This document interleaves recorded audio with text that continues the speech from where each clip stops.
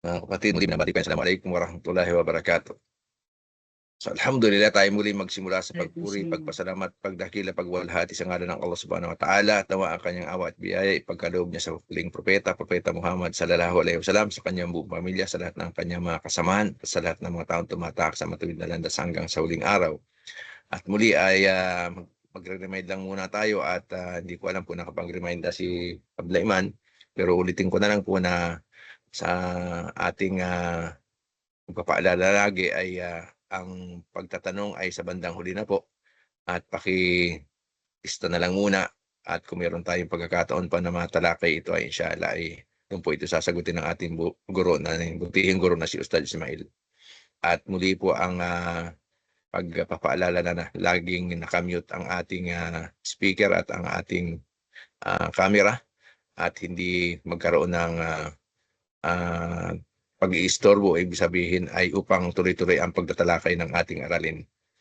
So hanggang doon lang po yung aking reminder at lagi naman natin itong ginagawa at hintay na lang natin inshallah na pumasok si Ustad Ismail upang siya ay makapagsimula ng ating pagtalakay ng topic sa araw na ito. Assalamualaikum warahmatullahi wabarakatuh.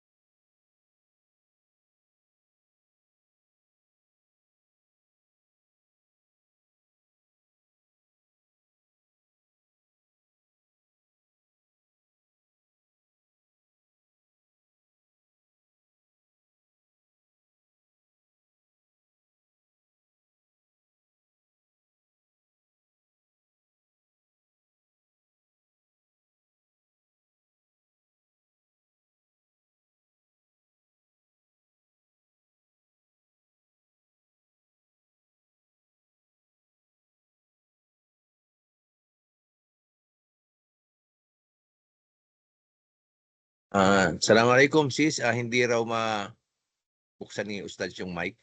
So kaya wala siyang boses. Paki-open na lang po inshallah. Sakala ko kaya.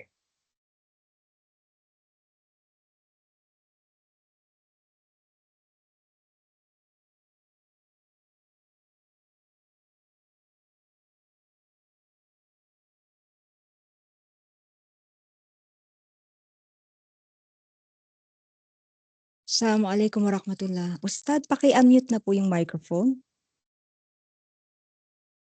Alhamdulillah, okay na.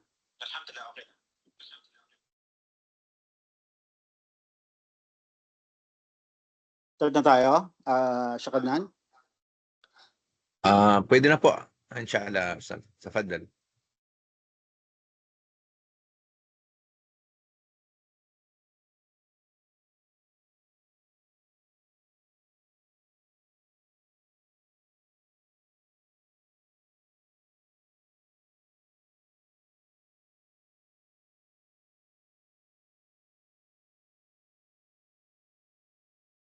بسم الله الرحمن الرحيم. الحمد لله رب العالمين. وصلى الله وسلم على نبينا محمد وعلى آله وأصحابه ومن تبعهم بإحسان إلى يوم الدين. ما بعد، أوصيكم بنفسي بتقوى الله عز وجل كما قال تعالى في تنزيل: يا أيها الذين آمنوا اتقوا الله حق تقاته ولا تموتن إلا وأنتم مسلمون. قال رسول الله صلى الله عليه وسلم: وأصدق الحديث كتاب الله وخير الهدي هدي محمد صلى الله عليه وسلم وشر الأمور محدثاتها وكل بدعة دلالة وكل دلالة في النار. Bago lahat tayo muli ay magsimula sa pagdakila, pagluwalhati kay Allah subhanahu wa ta'ala at tayo magbigay pugay sa kanyang huling sugo na si Muhammad sallallahu alaihi wasallam, sa kanyang pamilya, sa kanyang kapanalig at sino man nagsunod sa kanya at magsisunod pa hanggang sa huling araw. Tunay na hinahabilinan ko sa likod kayo na tayo ay matakot kay Allah subhanahu wa ta'ala ng tamang pagkatakot at huwag tayong pumayag na tayo ay abutan ng kamatayan maliban na lamang na tayo ay Muslim na natiling Muslim. Sinabi ni Propeta Muhammad sallallahu alaihi wasallam na ang pinakamainam na salita ay ang aklat ni Allah, ang Quran, at ang pinakamainam na gabay ay ang gabay ni Propeta Muhammad sallallahu alaihi wasallam. Tunay na ang pinakamalalang bagay sa buhay na ito ay ang mula sa sabi-sabi, at lahat ng sabi-sabi ay imbento, at lahat ng imbento ay kaligawan, at lahat ng mga ligaw ay uhulog ni Allah sa apoy ni impyerno. Nawa ay ilayo tayo ni Allah patungkol dito. Next slide po, start. Bilang pagpapatuloy ng ating pagtalakay sa umagang ito, at sa hapon naman dito sa amin sa Pilipinas, ay tayo ay tumatalakay pa rin sa aklat ng Asmaul Husna ni Imam As-Sa'di rahimahullah, na ito ay pinaliwanag sa atin ni Sheikh Al-Badr hafidhahullah, na mayroong kinalaman at ugnayan sa ating aqidatu sahiha, na ito ay may kinalaman sa tauhid o kaisahan ni Allah subhanahu wa ta'ala. Next slide po, Ustad. Ngunit nung nakaraang araw ay nagpahayag ng balita ang ating admin, ang ating butihing abla na si Sister Iman, na umano isa sa ating kaklase, ang isa sa ating masugid na taga-subaybay, ang isa nating kasama sa pag-aaral at pagtalakay ay binawian ng buhay, na siya ay bumalik na kay Allah. Tunay po na kay Allah tayo nagmula at kay Allah tayo magbabalik. Next slide po, Stat. Ang ating kapatiran sa Islam na si Sister Fatima Jen Biyahe ay umano ayon sa balita ay inatake sa puso, at kalaunan na ito ang naging dahilan o sabab ng kanyang pagpanaw.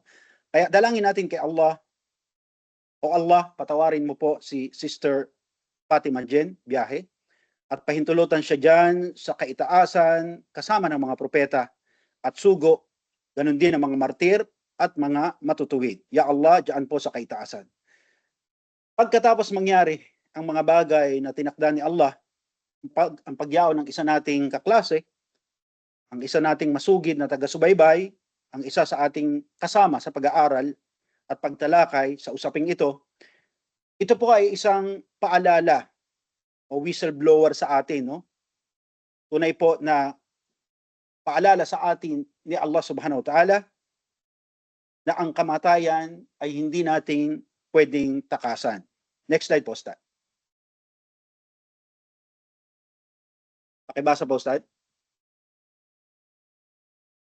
قال الله تعالى وجاءت سكرة Mahina الموت po ang boses بالحق. niya, Ustad. قال الله تعالى وجاءت سكرة الموت بالحق ذلك ما كنت منه تحيد. Yan, sinabi ni Allah ang kataas-taasan, tunay na kapag dumating sa atin ang hirap o hapdi ng kamatayan, na tunay na ito yung ating iniiwas-iwasan. Malinaw po na sinabi ng kataas-taasan, tunay po na wala tayong magagawa ng sinumang tao upang pigilan at takasan ang pagdating ng ating kamatayan. Hindi ito kailangan ng salapi o tulong o ayuda sa sinumang politiko upang i-delay o ialintala ang pagtawid ng isang tao dito sa mundo patungo sa kanyang hukay o sa barzak o sa huling araw. Next slide po, Stan. Sinabi natin na ang kamatayang ito ayon sa siyensya ay ang pagtigil o paglaho ng pag-iral ng isang may buhay na organismo.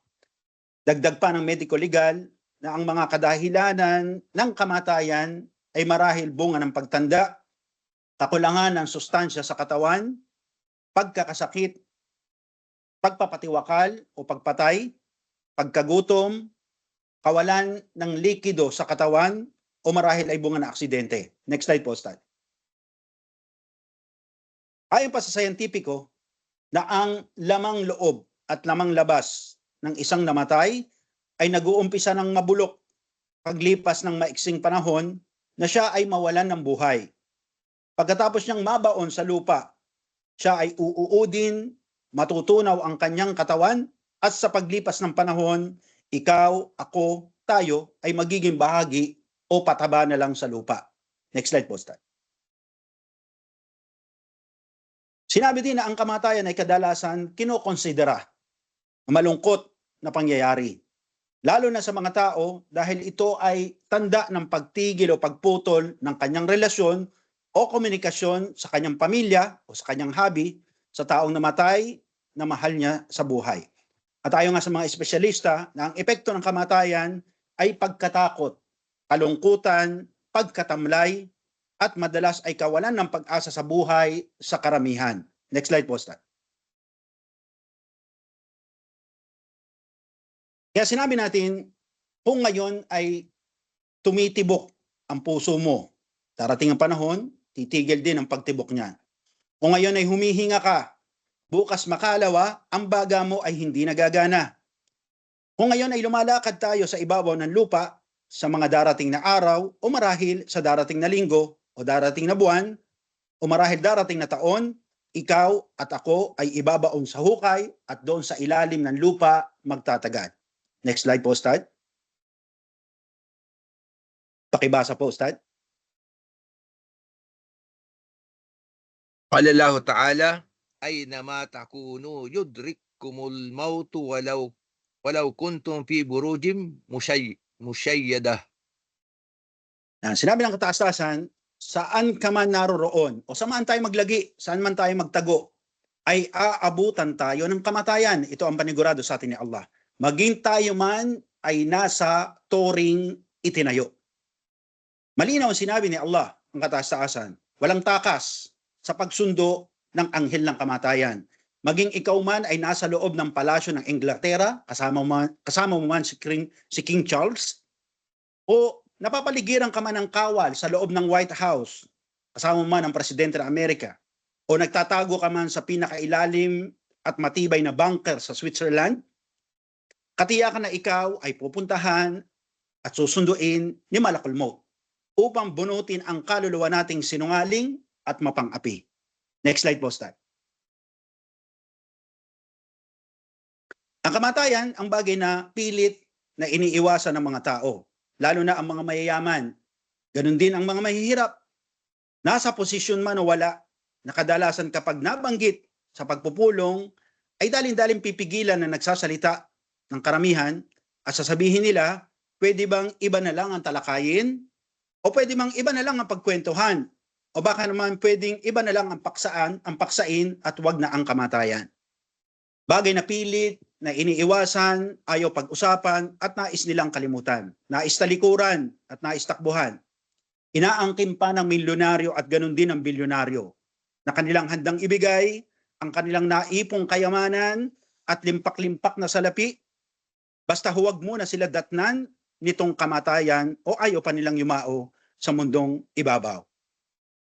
Umano handa nilang ibayad ang kanilang milyones na salapi, 10 ng kanilang mga asawa at anak, basta huwag muna silang pumanaw sa mundong ibabaw.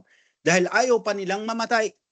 Nais kasi nilang mabanat, hindi lang ang kulubot ng kanilang balat sa muka, ganun din ay nais nilang mabanat at humaba pati ang kanilang mga buhay. Next slide po, Ustad. Pakibasa po, Ustad. قال الله تعالى أفحسبتم أنما خلقناكم عبثا وأنكم إلينا لا ترجعون. Sinabi niya lang ang kataas-taasan sa Kalakir, tulad ng binanggit ng ating butihing Ustad, na sinabi ni Allah subhanahu wa ta'ala, akala ba nyo, no? Akala ba nila na tayo ay nilalang ni Allah subhanahu wa ta'ala na laro-laro lamang, na para tayo maglaro. At kay Allah ay hindi tayo magbabalik. Sa totoo lang mga kapatid ko sa Islam, sa tuwing maririnig ko ang bersikulong ito, sa tuwing babasahin ng imam sa masjid ang bersikulong ito, tunay na meron pong kalabog sa aking dibdib. Tunay na may pagkabalisa sa aking ulirat o isip. At tunay na kung minsan ay may roong pagkalog o panginig sa aking tuhod. Bakit po mga kapatid sa Islam? Dahil sa bersikulong nabanggit ay pinauunawa sa atin ni Allah ang kataas-taasan, ang may kapal, ang lumalang ng langit at lupa, ang lumalang na mga bagay na nakikita at hindi nakikita ng ating mga mata, na tunay na isang araw, may oras o minuto na magtatapos ang ating mga buhay. Next slide po, Ustad.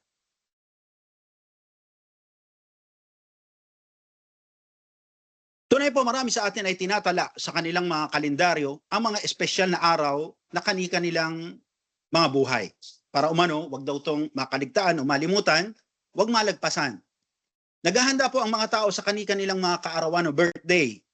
Naghahanda ang mga tao sa araw ng Kapaskuhan. Naghahanda ang mga tao sa araw ng Bagong Taon. Naghahanda ang mga tao sa araw ng Fiesta de Barrio. Naghahanda ang mga tao sa anibersaryo ng kanilang kasal. Naghahanda ang mga tao para sa halalan. Next slide po, Stat. Ngunit, wala po sa atin, sa totoo lang, ang naghanda sa araw ng kanyang pagyao o araw ng kanyang kamatayan. Meron bang matapang dito na sasagot ako? Meron ba tayong nakitang universidad o eskwelahan o gym na magtuturo sa atin at mag-e-ensayo kung paano tayo mamatay? Subhanallah. Ano po ba ang pinakamahalagang araw sa buhay nyo? Ang inyo bang araw ng kapanganakan o birthday na kung saan ang iba'y naghahanda pa ng balloon at cake?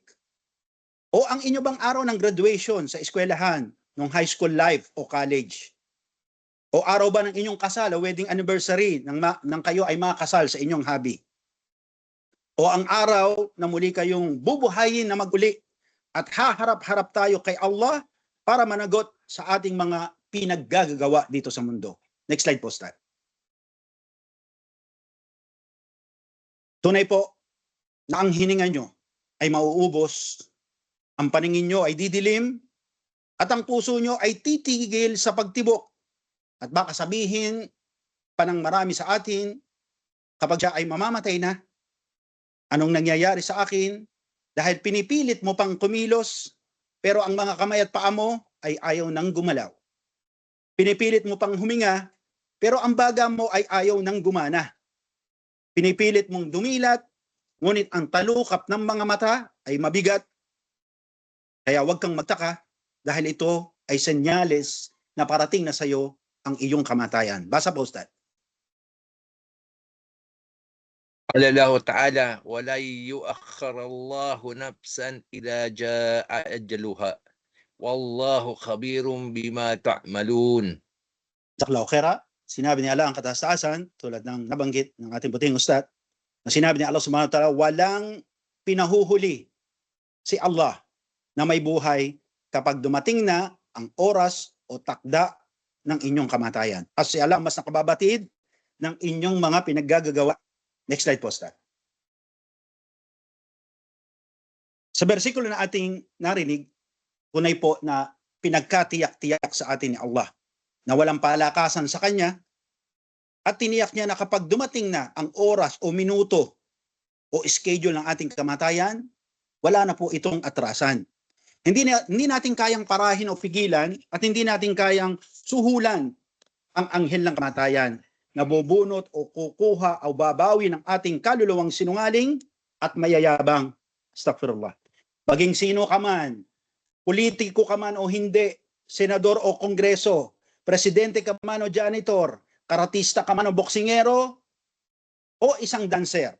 Bukol-bukol man ang katawan mo ng muscle o isa kang payatot, malusog ka man o may sakit, bata ka man o matanda, walang pagdududa na ikaw ay daratnan ng iyong kamatayan. Next slide po, Stan. Tunay po na nakakatakot ang mamatay. At mas lalong karimari-maring, kagimbal-gimbal ang inaabot ng bangkay ng mga hindi Muslim na kung saan pagkatapos nilang mamatay ay dadalhin ang kanilang bangkay sa morgue. At sila ay bubuhusan o pasisiritan ng tubig na animoy bumbero na sila ay walang suot o walang saplot, sila ay hubad-hubad. Ipapaimbalsa mo sa mga matador, kukunin ang kanilang lamang loob para ibenta sa universidad at pag-aralan, at pagkatapos ay papasakan o lalagyan ng bulak at dyaryo. Kala natin bulak lang ang nilalagyan ng dyaryo, Abante, Manila Bulletin, at iba pa, ang kanilang tiyan para muling umasbok o tumambok. At alam natin sa tanyag na ulat ng GMA, no, na Reporter's Notebook, na ang mga matadirong ito ay sinasamantala, minamaltrato, no, o nire-rape pa yung bangkay, lalo kung umano'y ito'y bago at mainit-init pa, waya de bila. Kaya nakakatakot at kagimbal-gimbal ang inaabot ng mga bangkay lalo ng mga kuffar. Next slide po, Ustad. Sabi natin, pagkatapos silang paglaruan, no, at katayin ng mga matador, ang punenarya, para sila pagkakitaan, ay ilalagay sila sa mamahaling kahon o atool ng punenarya. At pagkatapos lalagyan sila ng kolarete o makeup, na kahit dating siga at tambay sa kanto, no, lalagyan ng kolarete yung kanilang muka, kahit hindi naman sila mga bakla. At pagkatapos ay ibuburol sila at pagsusugalan ng mga sugarol, no, panayang hamig. At ganun din ang mga lasinggero at tambay. Habang naggigitara at kumakanta at ang iba naman ay nakikibiskwit na mga nakikiramay, habang umiiyak naman ang iba nilang mahal sa buhay, kasama ng kanilang habi, habang nakatanaw sa kanilang atool. Astaghfirullah. Basa po, Ustad. قال الله تعالى وما خلقنا السماء والأرض وما بينهما لاعبين. Sinabi ni Allah ang kataasasan, Zaklaw Khaira, sinabi natin buting Ustad, subhanallah, no?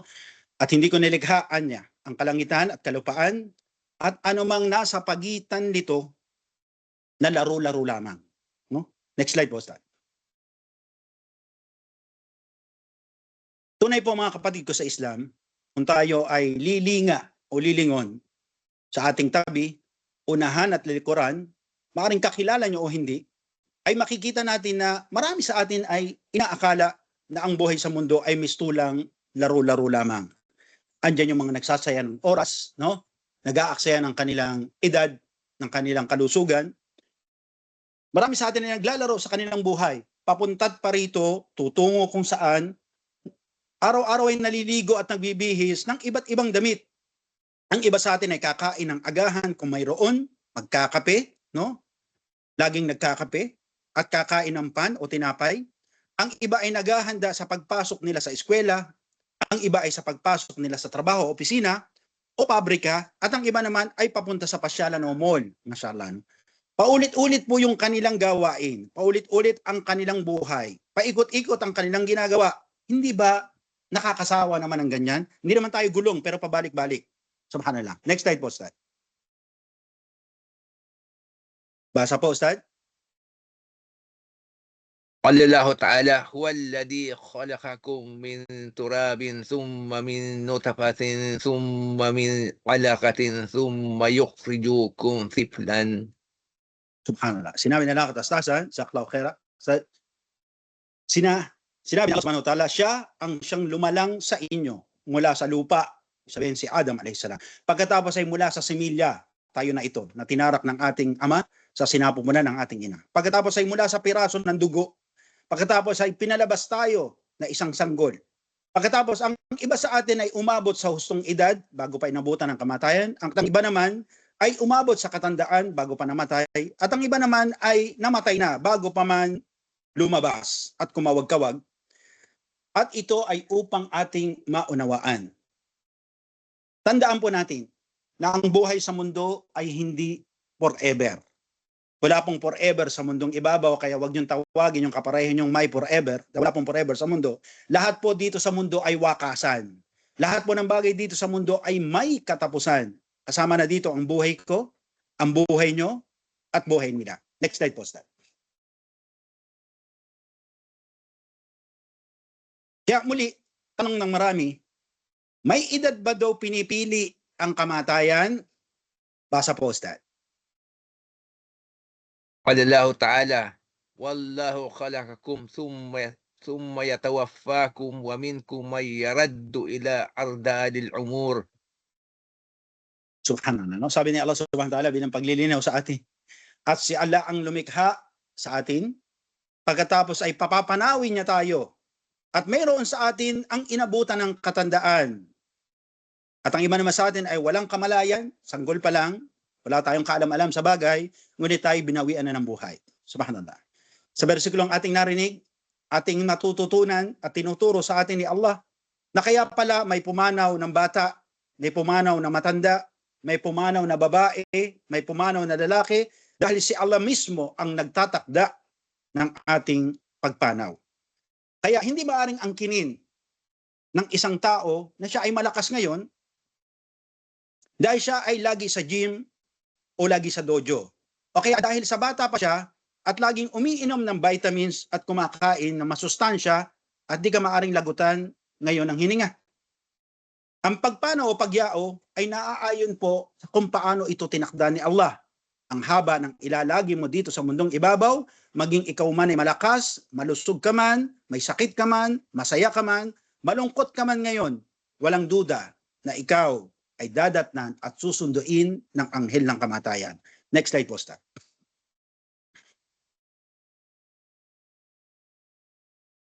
Tunay po na ang kamatayan ay walang pinipili. Ito ang sinabi ng mga scholars ng Islam. No? Ayon kay Sheikh Muhammad Shankiti, tuloy po na walang pinipili ang kamatayan. No?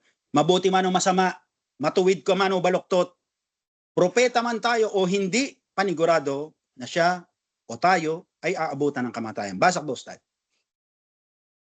قال الله تعالى وما محمد إلا رسول قد خلت من قبله الرسل فإن مات أو قتل انقلبتم على أعقابكم.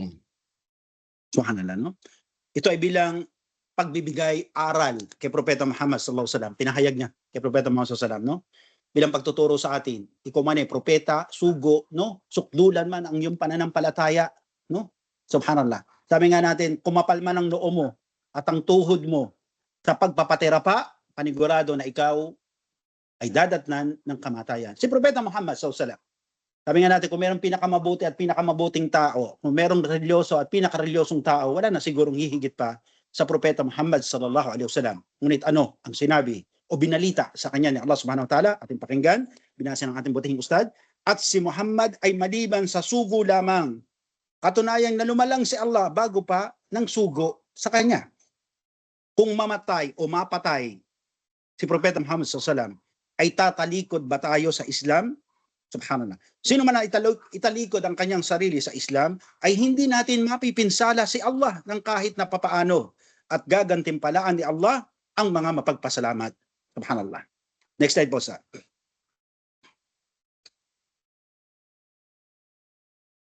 Kaya tanong din ng marami sa atin, no, bakit man namamatay daw yung tao? No? Sino bang nagsasanhi? O sino bang kumikitil? Sino bang pumapatay o kumukuha ng kanilang buhay? Pakibasa po, Ustad. قال الله تعالى قل يتوفاكم ملك الموت الذي وكل بكم ثم إلى ربكم ترجعون. Mashallah. Barakallahu fika, Sheikhana, no? Ito ay bagay na pagtuturo sa atin, no? Kasi ito yung mga bagay na pagiging maluwag ng iman sa qadar ni Allah subhanahu wa ta'ala. Paglilinaw sa atin ni Allah subhanahu wa ta'ala. Pakinggan, no? Sabihin, o Muhammad, ang kumikitil o bumabawi ng inyong mga buhay ay si anghel ng kamatayan na sa kanya pinagkatiwala ang inyong kaluluwa. Pagkatapos ay sa Panginoon ninyo kayo ibabalik. Kaya sabi natin, mamatay sa sakit, mamatay sa sakuna, mapas lang o mapatay, ay si anghel na kamatayan pa din ang bubunot ng ating mga kaluluwang sinungaling at masama. Kasi ang iba, kapag nabalitaan, napas lang ang ating mahal sa buhay, sinisisi kung sino-sinong Poncio Pilato, na kung hindi daw dahil sa taong ito, sana buhay pa siya. Kung hindi sana isinama doon at kung saan, ay sana'y kapiling pa ang kanyang habi, etc. No, ito'y paglilinaw sa atin ni Allah subhanahu wa ta'ala. Kapag dumating ang oras, no, mabait man o hindi, malungkot man o masaya, malaki man ang katawan o payatot, subhanallah, ito ay kapag dumating ang oras na tinakda ni Allah subhanahu wa ta'ala, darating at darating si Malakul Maut para bunutin ang ating kaluluwa. Next slide po, Ustad.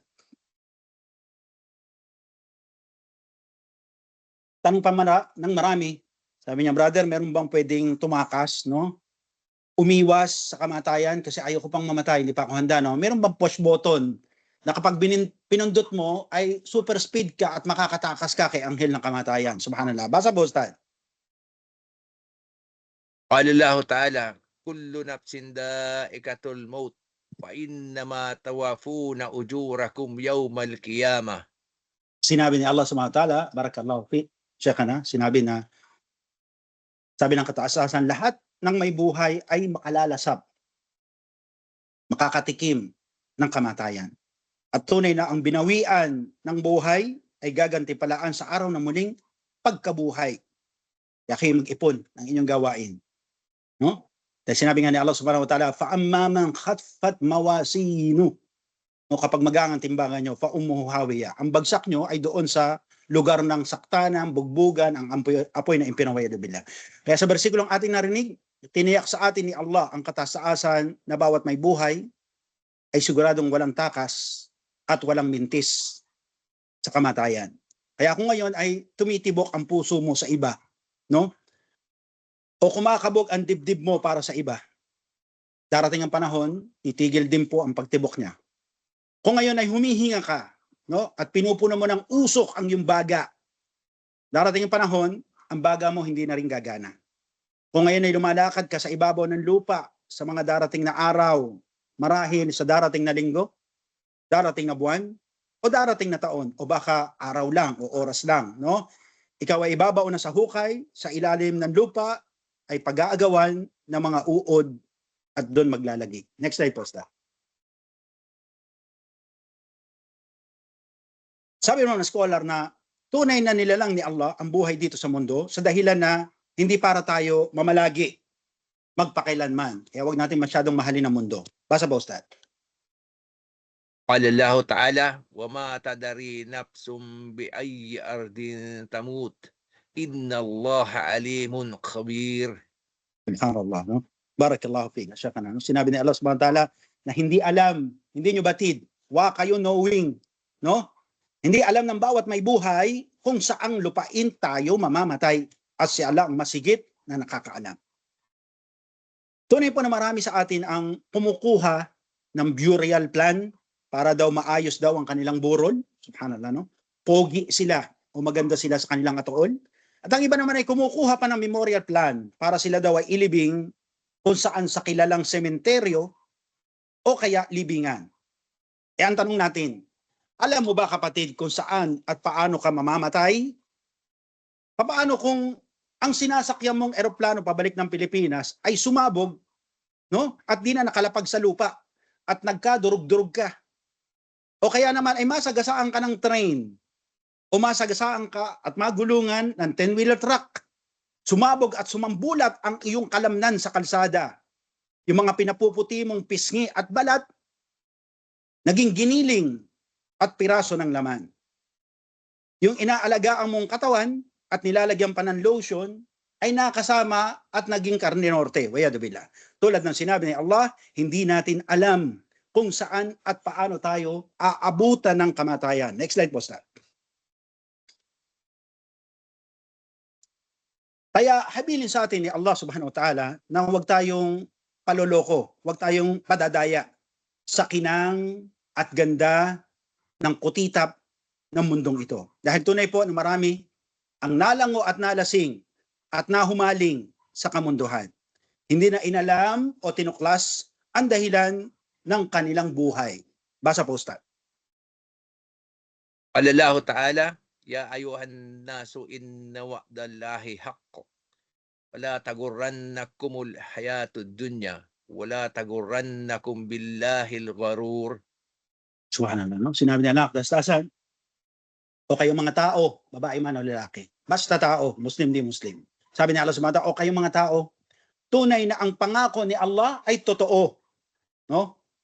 Kaya huwag kayong paloloko sa buhay dito sa mundo. At huwag magpaloko patungkol kay Allah sa mga manloloko. No? Kabanata Al-Fatr. Tunay po maraming mga tao, wayadubillah, na kinarir ang pagiging vlogger. May ibang mga babae, pati mga muslima, subhanallah, wala nang hiya sa kanilang mga balat.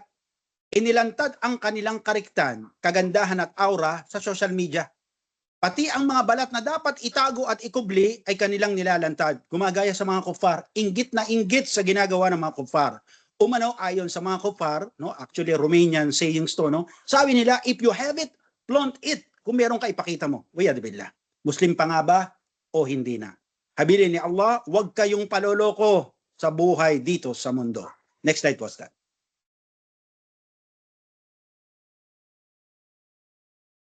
Paalala sa atin ni Allah subhanahu wa ta'ala sa paglakad natin dito sa mundong ibabaw bilang naniniwalang Muslim, bilang mananampalataya kay Allah at sa kanyang sugo. Basa po, Ustad.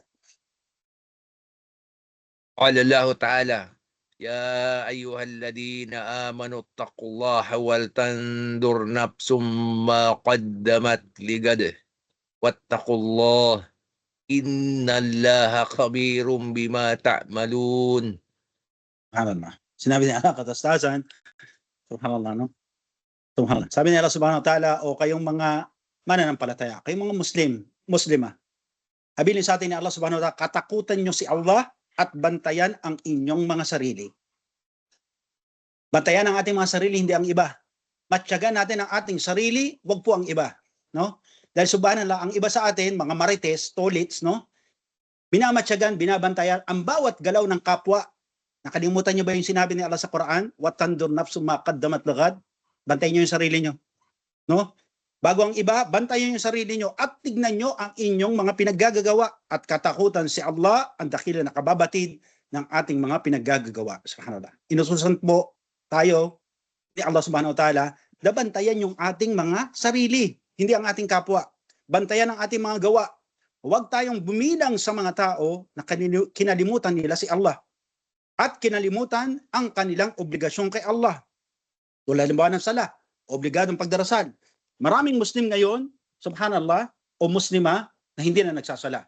Pero sukdulan ang pangmamata, no? Subhanallah, ang panlalait sa kapwa. Pero yung sala hindi na itataguyod, no? O wala nang pakialam sa sala. Ang iba naman sa atin ay kinalimutan nila yung kanilang mga yung kanilang mga magulang. May iba po sa atin inabutan ang kanilang mga magulang sa kanilang katandaan, uugod-ugod na. Ang iba sa kanila may sakit pa. May mga Muslim na walang pakialam sa kanilang matandang magulang. Hindi na nakuhang dalawin, kamustahin, subhanallah. Ang iba pa, ating mabalitaan na may mga sakit na kung saan-saan nang hihingi ng tulong o ayuda para masustentuhan ang kanilang maintenance, wayadubila. Pero ang kanilang anak, nagpapakasarap sa Europa, Japan, Australia, Middle East, no? Pero ang kanilang magulang hindi maalala man lang, no? Hinahayaang manlimos yung kanilang mga matandang magulang sa kalsada, sa bangketa, sa estero, para bang wala silang anak na pinalaki at tinustusan nung sila ay malakas pa at ang kanilang mga anak ay bata pa. Wayadbillah. Next slide po, Ustad. Pakibasa po, Ustad. قال الله تعالى وقالوا إنها إلى حياتنا الدنيا وما نحن بمبعوثين. Sinabi pa ni Allah ang kataas-taasan, ito'y bilang pagbabalita sa atin, no? Kasi merong mga tao o grupo ng mga tao. At sinasabi nila, tunay na ito lamang ang buhay natin dito sa mundo at di na tayo bubuhay na mag-uli.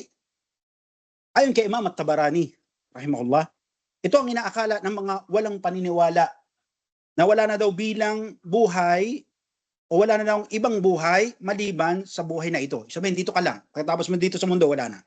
Pinaniniwalaan nila na wala na daw buhay sa libingan at wala nang buhay sa kabila na walang hanggan. Lalo na yung mga Hindu, no? Naniniwala kasi sila na kapag ikaw ay namatay at ikaw ay naging mabuti sa iyong buhay, ay bubuhayin ka raw uli ni Allah sa susunod na yugto ng buhay mo bilang isang paru-paro. Ngunit kung ikaw ay naging masama o pasaway sa buhay mo dito, sa mundong ibabaw, ay bubuhayin ka sa next cycle ng buhay mo na isa kang higad o alupihan o uod. At ito ang tinatawag nilang inkarnasyon o incarnation. Next slide po, sir. Kaya babala ni Allah sa mga nagsiwalang bahala at di na nagbigay pansin o halaga sa dahilan ng kanilang buhay, silang mga lalo yung walang paniniwala, silang mga naglaro-laro sa kanilang buhay. Huwag na kayo sumali, mga Muslim, no? Basa po, Ustad.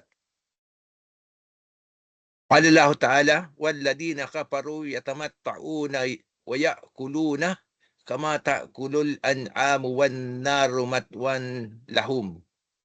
Wa'yadbillah, no? Jazakallahu khaira. Sinabi ni Allah ang katastasan at silang mga walang paniniwala. Ang bilin sa kanila ni Allah subhanahu wa ta'ala, babala sa kanila, kayong mga walang paniniwala.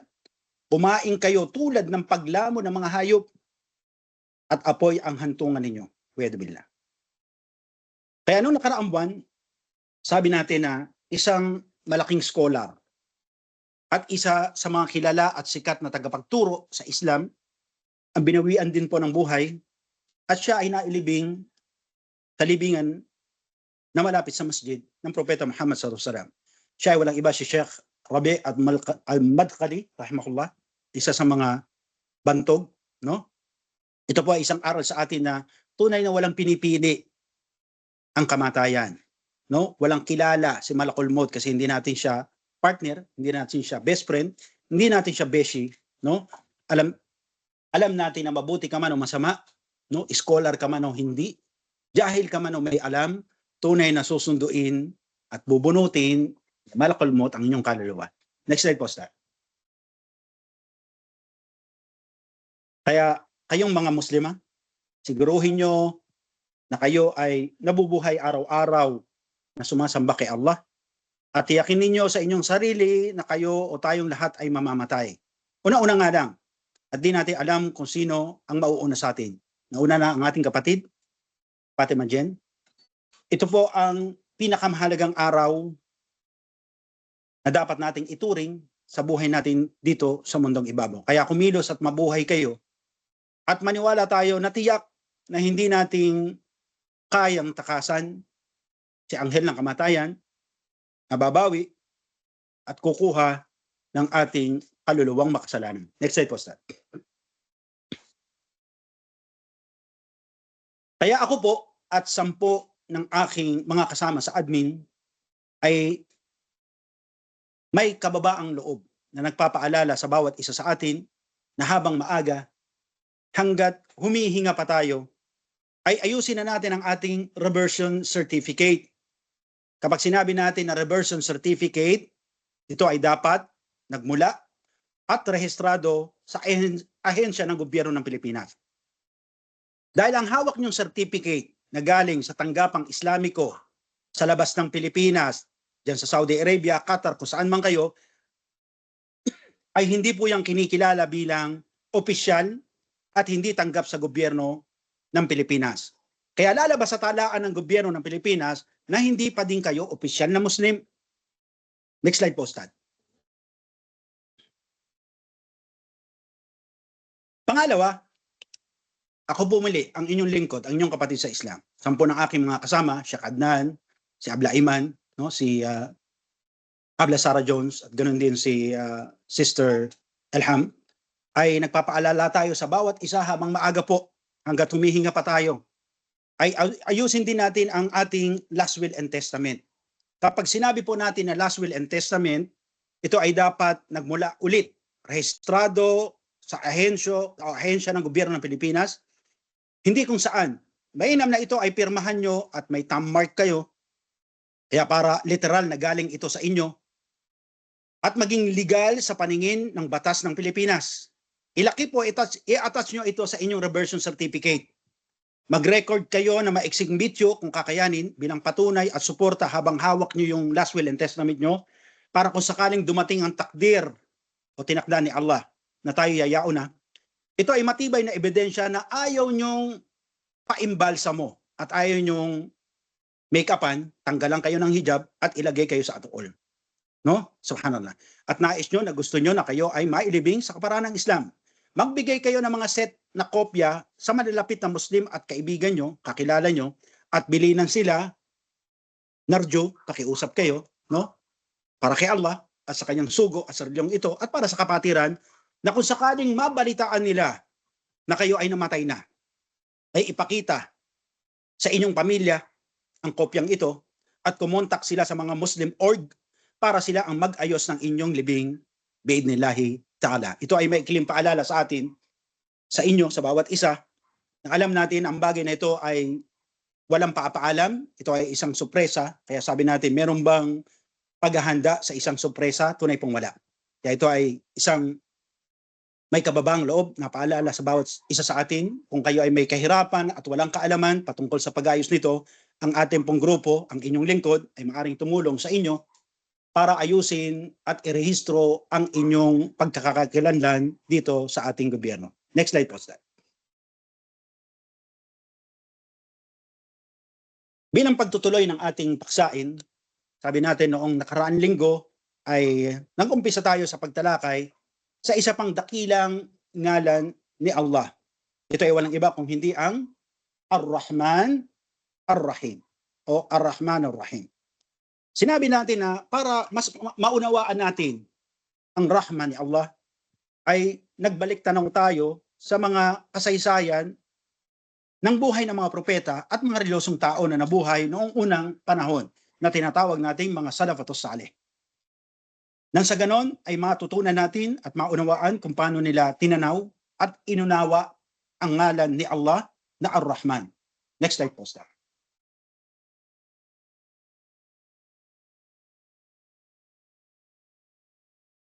Tulad halimbawa ni Propeta Ayub alayhi salam, sumakaya nawa ang kapayapaan.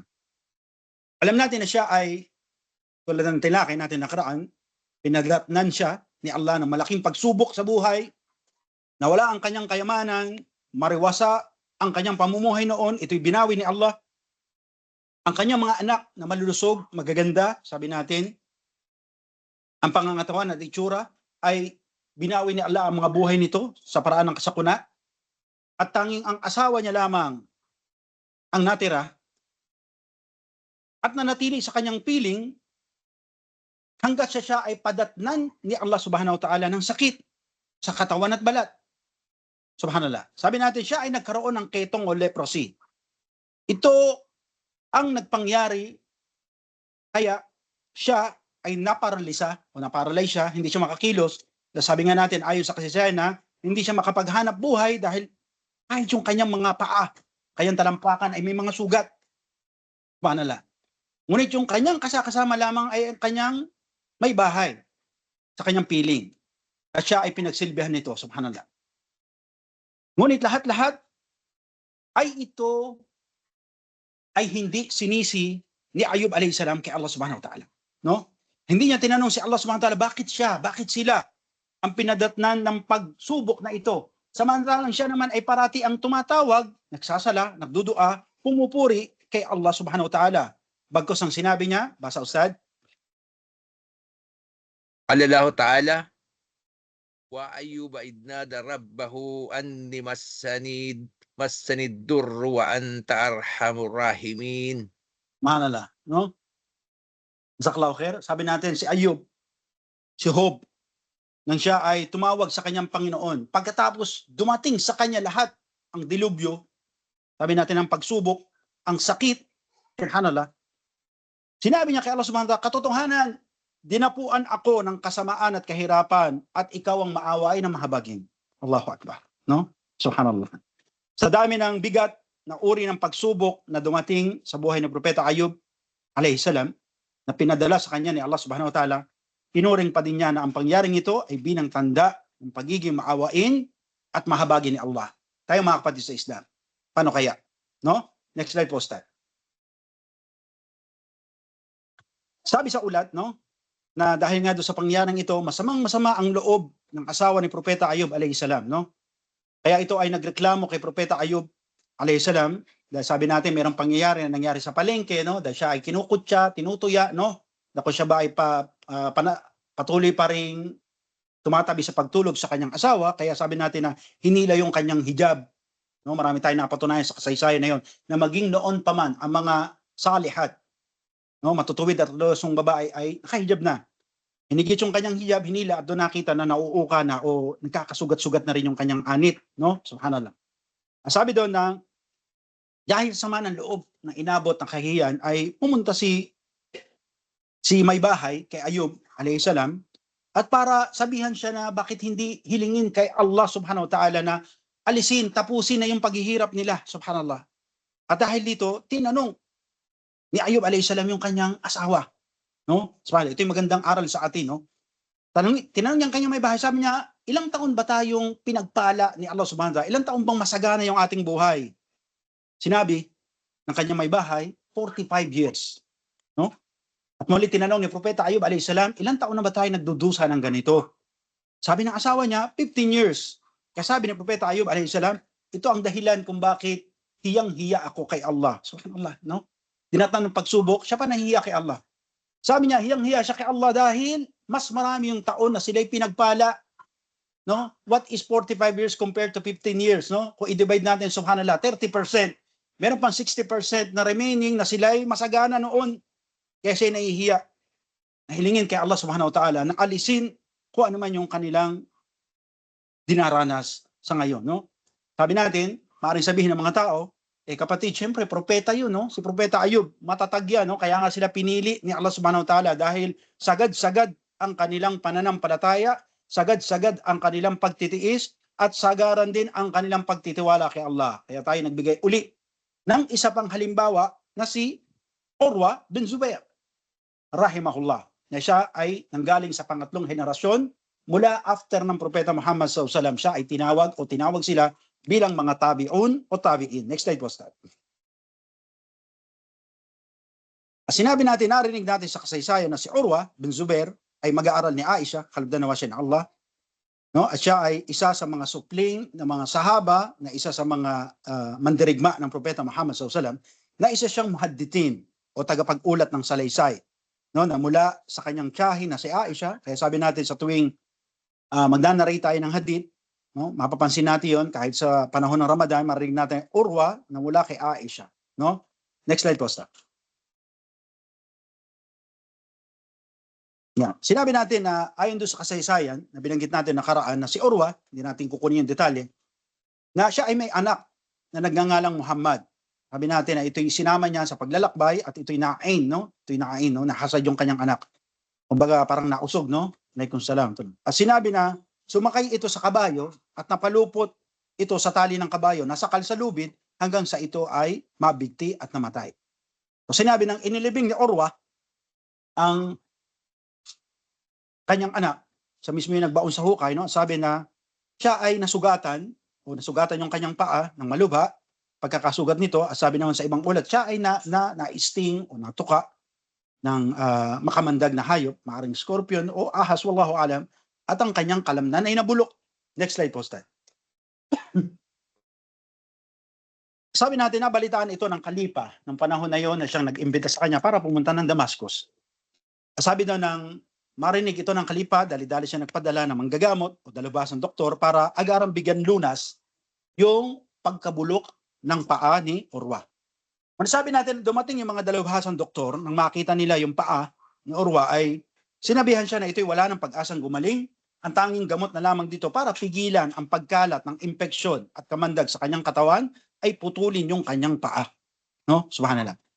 Subhanallah. Sabi natin na natutunan ni Urwa na wala nang ibang lunas, kaya ito ay tinanggap niya ng kanyang takdir, tinanggap niya yung pagputol ng kanyang paa. Next slide po, Ustad. Sabi nga natin, nang puputulin na yung paa ni Urwa, nagpayo yung doktor sa kanya, bakit di ka maglasing? O sabi na, kailangan ka namin lasingin para hindi mo maramdaman yung sakit ng pagputol lang yung paa. So sumagot si Urwa, sabi niya na hindi ako papayag na maging gamot o solusyon ang bagay na haram o pinagbawal ni Allah. So sinabi ng doktor sa kanya, kung ganon, bibigyan ka na lamang namin ng pampangimi o pampamanhid. Muli, sumagot si Urwa at narinig natin sa kasaysayan na sinabi niya na hindi niya nais na alisin ang bagay na magbubunga ng gantimpala sa kanya kay Allah. Next slide po. Sinabi sa ibang ulat na nagbilin si Urwa na kapag siya ay nagsujud o nasa sujud, ay saka putulin ng doktor yung kanyang paa. No? Sabi pa ng ulat, no, di ba, nagpadala pa ng kawal o sundalo yung kalipa para hawakan yung kanyang paa, no, yung kamay para hindi siya pumiglas. Ngunit ito'y pinigilan ni Urwa. Basta sabi niya, magsusujud ako. Pag sujud ko, saka nyo putulin yung aking paa. Sabi nga doon, habang nilalaslas, no, o tinatalupan ng doktor yung kanyang kalamnan para lumitaw yung buto, walang naririnig kay Urwa kundi la ilaha illallah. At nang niligari na yung kanyang paa, ang narinig lamang doon ay Allahu Akbar, no? Sabi daw hanggang sa maputol na yung kanyang paa. Next slide po, Ustad. At sabi natin yung karugtong pa ng kwento na yon na sabi natin na pinasok ng kumukulong langis yung kanyang paa at siya ay nawala ng malay. At ang the rest ng story, no, alam natin na pinalibing yung kanyang paa o pinalibing niya yung kanyang paa sa libingan ng mga Muslim. Naayon pa sa ulat, nang makaharap ni Urwa ang kalipa, kasi nga na inabot niya, inimbitahan siya sa Damascus, no, dahilan yun para sabi natin naging sabab yun para mamatay yung kanyang anak at maputol yung kanyang paa. Sinabi ngayon ng kalipa sa kanya, paumanhin, no, nang dahil sa aking imbitasyon ay nagdulot to o nagresulta ito ng kahirapan at kapighatian sa iyo at sa iyong pamilya. No? Ngunit alam natin, natutunan natin na sumagot si Urwa. At ito ay nagsabi, huwag kayong mangamba o matakot, no? Sa nakikita nyo ngayon sa akin, tunay na si Allah ay nagkaloob sa akin ng 4 na anak na lalaki. No? At kinuha o binawi niya ang isa at nagpanatili si Allah na 3 na kasama kong nabubuhay. Alhamdulillah, no? Sabi niya pa, si Allah ay nagkaloob sa akin ng 4 na, ibig sabihin, 2 kamay, 2 paa. At binawi ni Allah yung isang paa, kaya meron pa siyang 3. Ibig sabihin, 2 kamay, 1 paa. Subhanallah, no? May binawi man siya sa akin, naiilan, ngunit nag-iwan sa akin si Allah ng maraming bilang ng awa. Subhanallah, no? Naputulan ng paa, namatay ng anak, ngunit habag at awa pa rin ang bukang bibig. Sinubok, ngunit ang kanilang pananaw ay awa ni Allah subhanahu wa ta'ala ito sa kanila. Allahu Akbar. Next slide po, start. Kaya sabi natin, kaya kumuha tayo ng aral mula sa kanila, mula dito, dahil tunay po na maraming mga tao, mga kapatid ko sa Islam, lalaki man o babae, ay pili tayong tumatakas at tumatakbo at lumalayo sa pagsubok. Marami sa mga tao ayaw po ng hirap. Ang gusto lamang ay puro sarap. At marami sa ating mga tao po ay ayaw ng nagkakasakit. Ang gusto lamang parati ang malusog sila at ang kanilang pamilya o membro ng pamilya. At marami sa mga tao ayaw na malulugi ang kanilang mga hanap buhay at negosyo. Ang gusto lamang nila ay tumatabo, kumikita ang kanilang negosyo, lumago hanggang sa mabili nila ang lahat ng gusto nilang mabili sa kanilang sarili at ganoon din ang luho ng kanilang mga anak. Next slide po, start. At marami sa ating mga tao ay ayaw ng mayaya o mamamatay sa kanyang mahal sa buhay. No? Parating na oras. Okay. Ayaw na merong yayao sa kanyang mahal sa buhay. Subhanallah. At marami po sa atin, kapag siya ay dinatnan ng pagsubok, sinisisi niya ang langit. At sinasabing, bakit siya daw ang tinamaan ng malas, wayad billah? No? Tinatanaw na malas yung pagsubok ni Allah. Samantalang ang propeta at mga tabiin, tinatanaw bilang awa at habag ni Allah. No? Napakalayo. At may iba pa sa atin na kapag siya ay dinatnan ng pagsubok, ay sinisisi niya ang kanyang kapwa-tao. Sinasabi niya sa kanyang kapwa-tao, kung hindi umano dahil sa iyo, kung hindi ikaw, kung hindi siya, kung hindi dahil sa kanila, sana hindi ako magkakaganito. Wayad billah. Next slide po, start. At may iba pa sa ating mga kapatid ko sa Islam, lalaki man o babae, kapag isa sa atin ay dinatnan ng pagsubok, no? Ang isa sa atin ay dinatnan ng pagsubok, ang nakakalungkot ay mismong si Allah ang kanilang sinisisi. Pilit na tinatanong ang mga bagay at tinakda o takdir o kadar ni Allah. Umano, bakit siya ang dinatnan, hindi na lang yung kanilang kakilala o kapitbahay ng pagsubok, no? Mababait naman daw sila. Umaalala naman daw sila kay Allah at sila naman daw yung mga Muslim. Astaghfirullah. Basa ba, Ustad? Qala Allah Ta'ala, ahasiban nasu ay yutraku ay yaqulu amanna wa hum la yuftanun. Walaqad fatanna alladhina min qablihim.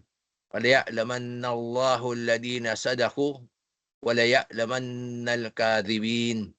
At sinabi na Allah ang katastasan, subhanallah, kung tayo ng aral, sabi na Allah ang katastasan sa bersikulong ito, inaakala ba ng mga tao, na pababayaan na lamang nating sabihin, no? Kapag tayo nagsabi ng La ilaha illallah Muhammad Rasulullah, mashallah Muslim na, no? La ilaha illallah Muhammad Rasulullah, meron ng certificate galing ng center, no? Subhanallah.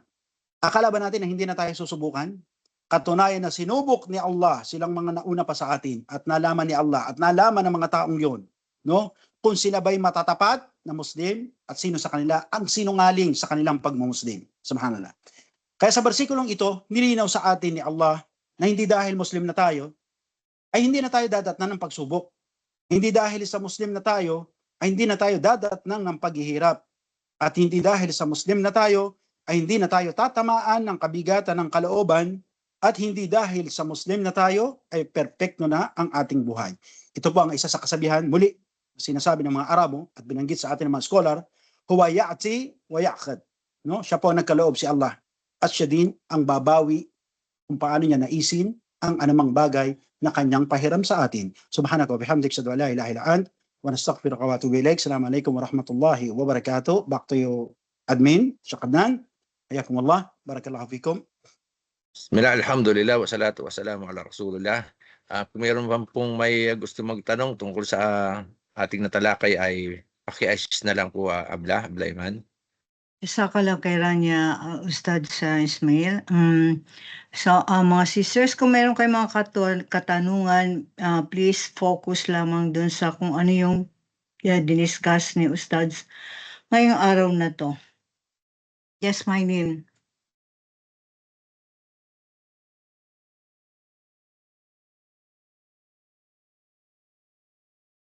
Mylene, paki-unmute mo yung mic mo.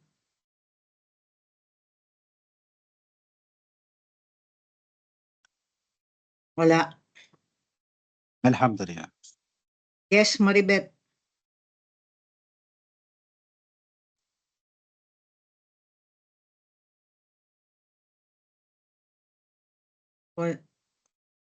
Alhamdulillah.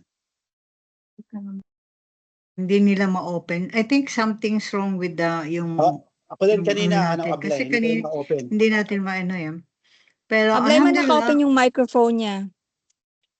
Ka-open. Sino? Sige. Wala, hindi eh. Naka-close. Kinlose na niya. Kanina, open. Anyway, okay, jazakallah khairan ya mga ustads, and alhamdulillah sa paalala patungkol sa mga bagay na dapat nating paghandaan. And inshallah maging kapaki-pakinabang ito sa ating lahat.